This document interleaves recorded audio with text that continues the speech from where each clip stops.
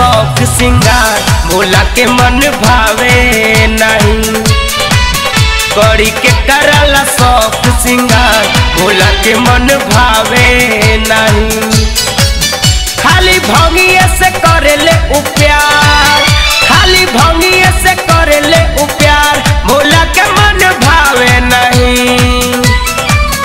करी के करला शौक सिंगार भोला के मन भावे नहीं। करी के करला शौक सिंगार भोला के मन भावे नहीं।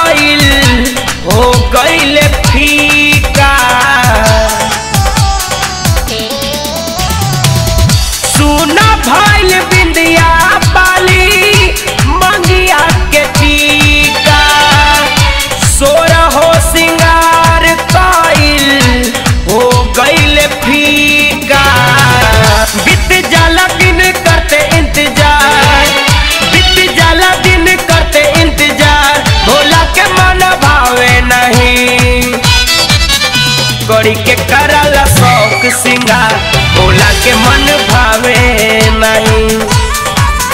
करी के करला शौक सिंगार भोला के मन भावे नहीं।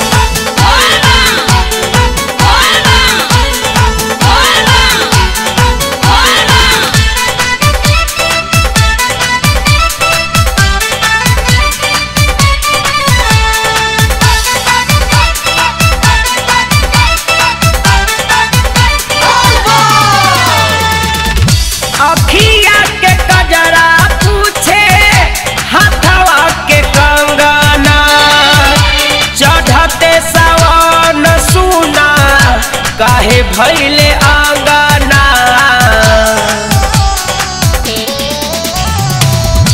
अखिया के कजरा पूछे हाथवा के कंगना, चढ़ते सावन सुना काहे भइले आंगना। खाली मातल रहे चिलम के मार, खाली मातल रहे चिलम के मार भोला के मन भावे नहीं। करी के करला शौक सिंगार भोला के मन भावे नहीं। करी के करला शौक सिंगार भोला के मन भावे नहीं।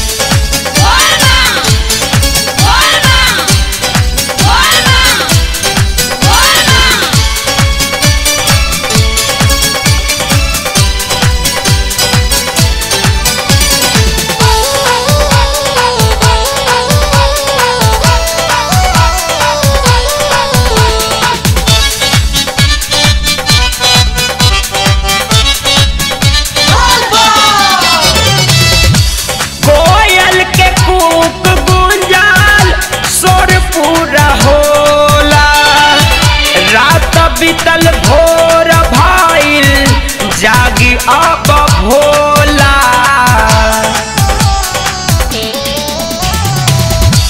कोयल के कूक गूंजाल शोर पूरा होला। रात बीतल भोर भाइल जागी अब भोला। सुनी राज सावंत के गोहार, सुनी राज सावंत के गोहार भोला के मन भावे नहीं। करी के करला शौक सिंगार भोला के मन भावे नहीं। करी के करला शौक सिंगार भोला के मन भावे नहीं। खाली भंगिए से करेले प्यार, खाली भंगिए से करेले प्यार भोला के मन भावे नहीं। शौक सिंगार भोला के मन भावे नहीं।